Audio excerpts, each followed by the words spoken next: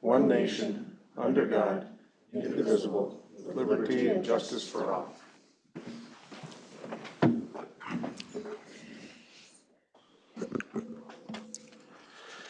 All right, has council had a chance to review the minutes from the June 18th, 2024 regular meeting? So take a motion to approve. I move we approve the minutes as presented.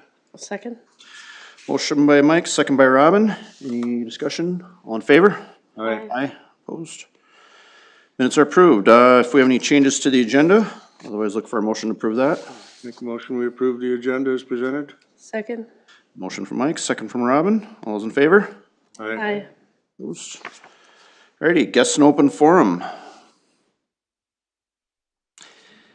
Seeing none, hearing none, we will move on to committee reports. Planning Commission? You go ahead. Sure. So Planning Commission, we met last Monday, 6:24. The main item for discussion was 8 Bravo on our agenda for tonight, so we will save all the fun for that. Otherwise, we also had another zoning code update. So it'll be a few months till we get another one of those, but we've had those coming in regular bits and pieces, so. That's all I got there. We also were talking about a date to present it to the city council too. Did we pick a date? Oh, it'd be September or October or something like that, wasn't it? Yeah, and when to have some public engagement as well. We had some discussion on that. Yeah. So, okay, golf committee, we're gonna wait till next time. Joint planning? Joint planning met last week. I was not able to attend, but they heard a CUP and an IUP application. Alrighty, any other committee reports? None, we'll move on to board committee consultant reports. Public Works Cold Storage Block Building Demolition and Rebuild, Mr. Knutson. Good evening, Council.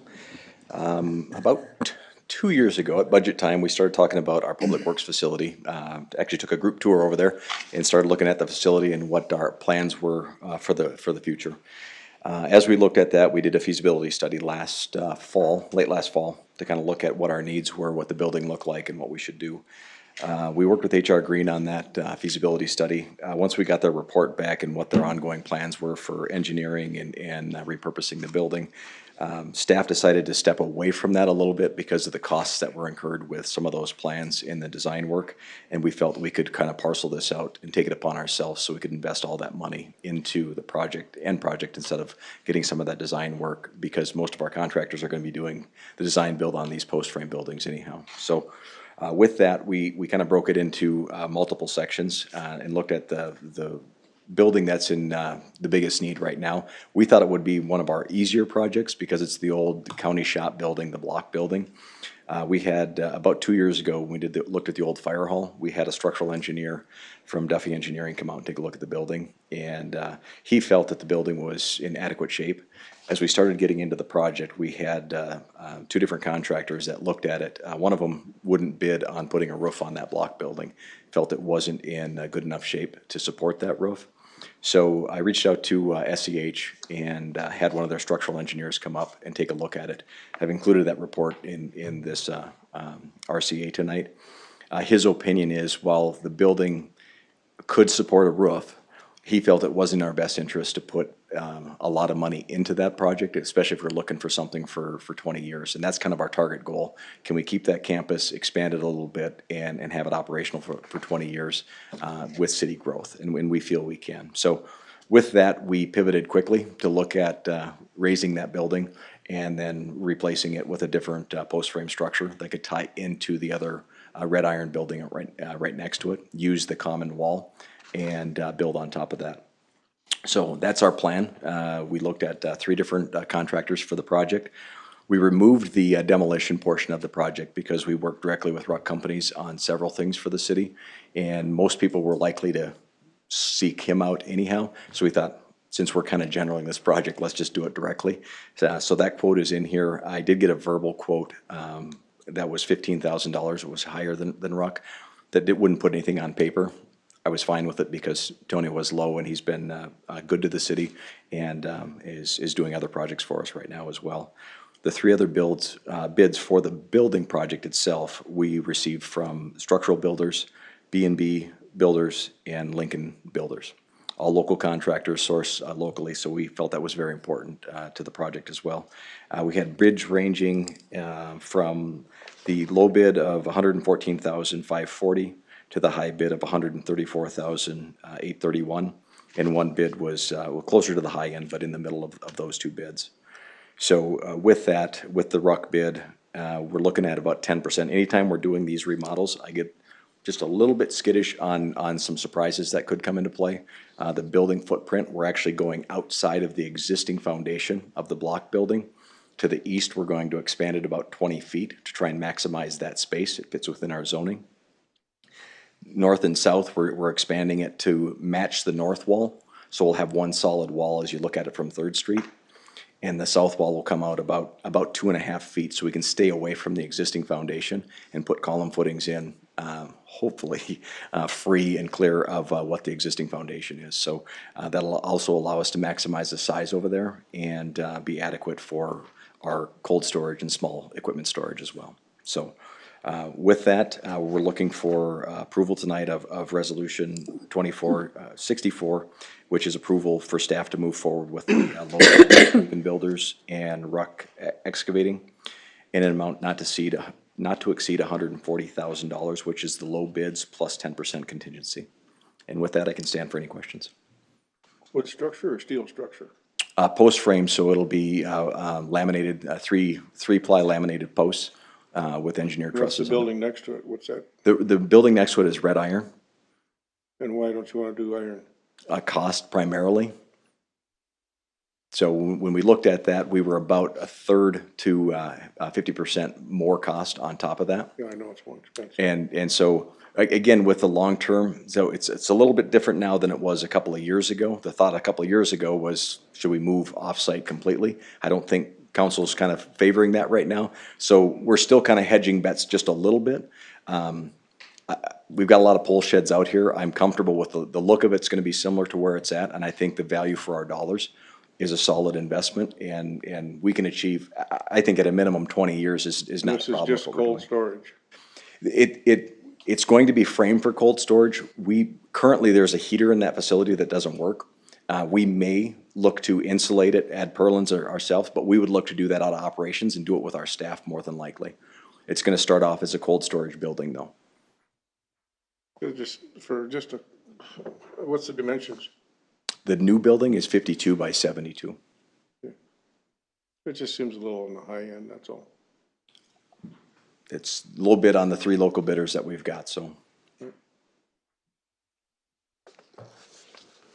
Budget-wise, we do have accumulation. We've had a couple of out years that we've not spent money. We didn't want to invest in new pavement or anything like that, not knowing what we were gonna do. So we are carrying a little bit forward. We had some money allocated this year. So we do have $300,000 currently in this year with the accumulation to spend. We will look, because the building adjacent to that, the roof is, there's about 9 sheets that need to be replaced for sure, but we're getting quotes to replace the entire roof. So that will probably come back subsequently at a future meeting to look to add that this year as well. Because our projected plan is. When were you planning on the office area redoing that Next year. next year? Okay. We're trying to make it palatable so I we can. thought that was this year, that's why I was questioning you on all this. Yeah, so we looked at this one, again, we targeted this one because we thought it was just gonna be a roof add-on, and then we could maybe do more again this year. But with the focus of this, we thought, let's get that campus nailed down and figured out, and then we'll come across the street to the shop, look at that additional building potentially, and the remodel inside. So we talked with our staff over there, and everybody's comfortable with the plan that we're presenting here tonight. But it is going to be a 3 or 4 year plan, potentially, depending on how we can time these projects. So going for an expansion or a remodel next year, we'd look to hit that probably in January or early February, so we can get a contractor lined up to start May construction when road restrictions come off, and see how that plays out for the following year. And ironically, you're probably right at the end of your council term and right at the beginning of mine, I think we rented that building out to a local contractor and the roof was in bad shape then. I'm surprised it's actually, That building's older than me. Yeah, it's been around. I'm serious. Yes. Yeah. Mike and Pa Ingalls built that one.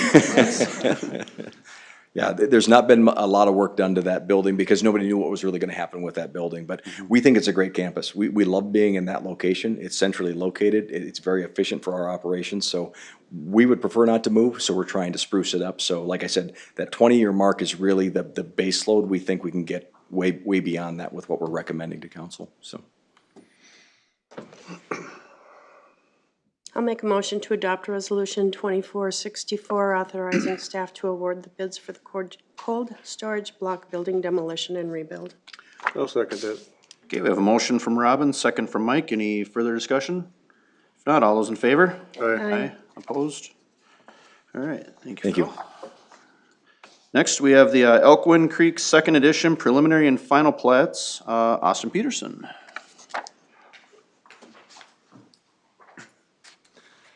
Thank you, council.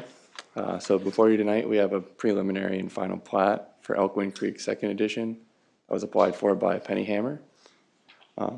What this includes is it's a 23 lot development with 14 lots being final platted now in a phased approach.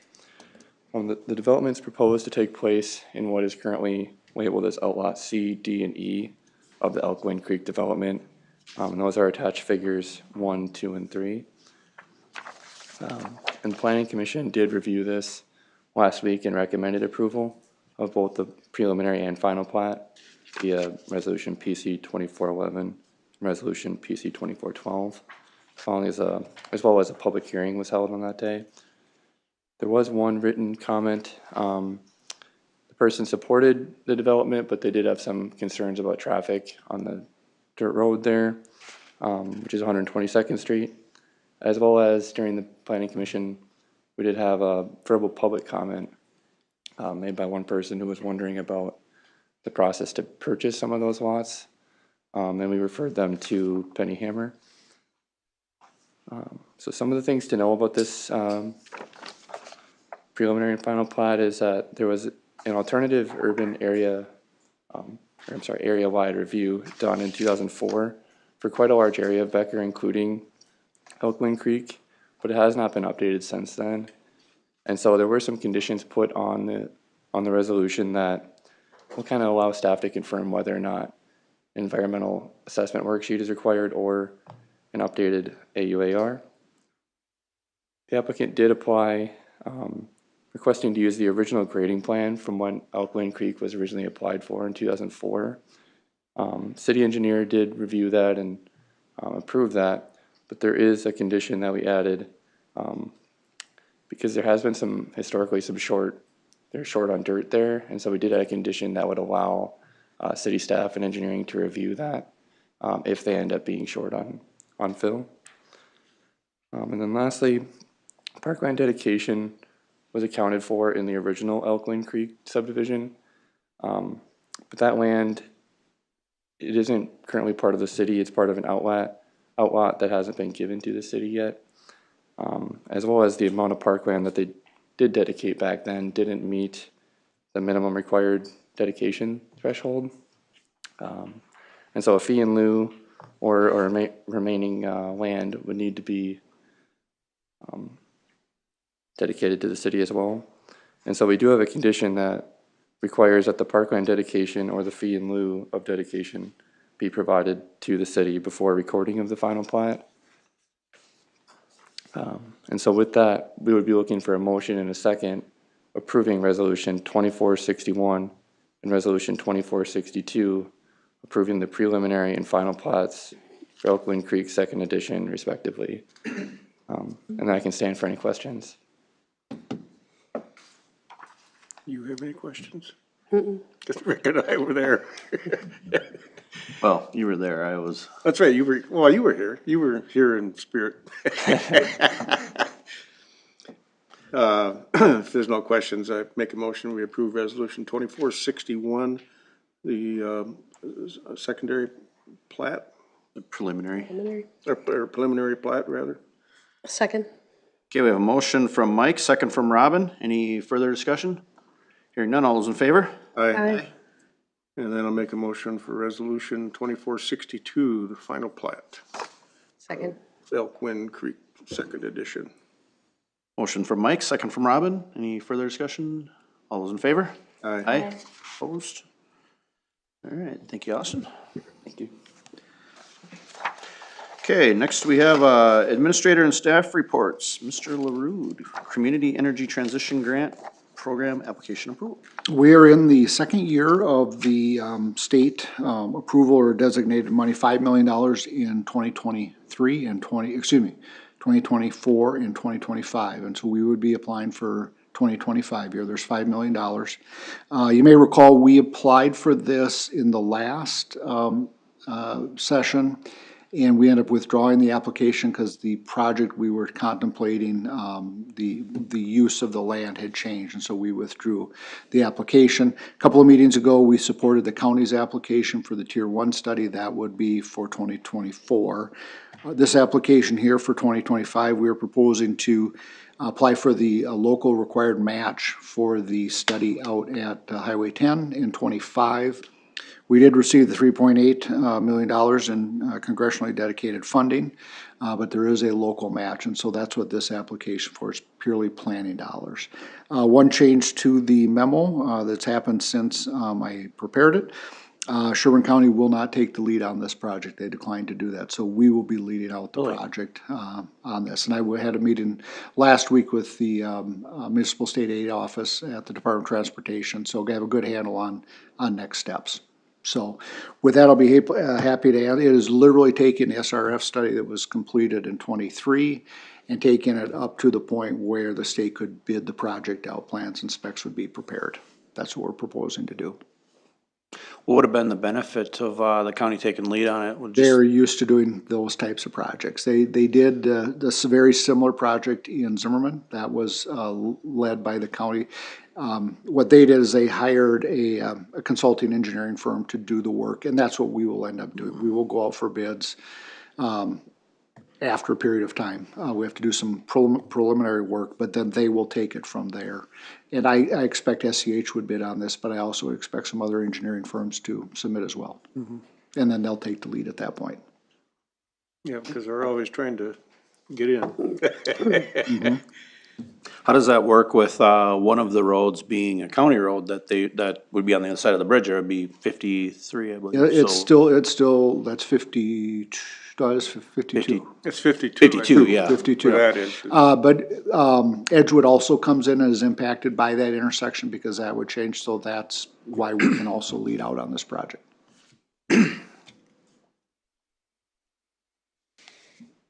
Okay.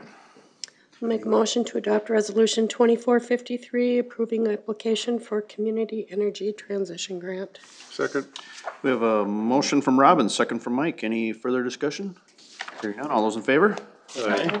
Opposed? All right, thank you, Greg. We'll take the next one as well, the consent agenda. All right, items for consideration on tonight's consent agenda are approval of the revised hiring and termination report, adopt resolution 24-59 approving the following donations from the Becker Lions Club: $2,000 for Freedom Days fireworks, $1,000 for the bubble party at the community center, and $5,000 for the purchase of an AED. Adopt resolution 24-60 accepting the proposal from Railworks to complete repairs on the city-owned rail spur. Adopt resolution 24-63 approving professional service agreement with Northspan for the business incubator facility feasibility study, as well as a contract with JTF for the grant funds to conduct the study. Approve pay request number 1 in the amount of $641,598.74 to OMG Midwest for the 2024 street improvement project. And I'll be happy to answer any questions.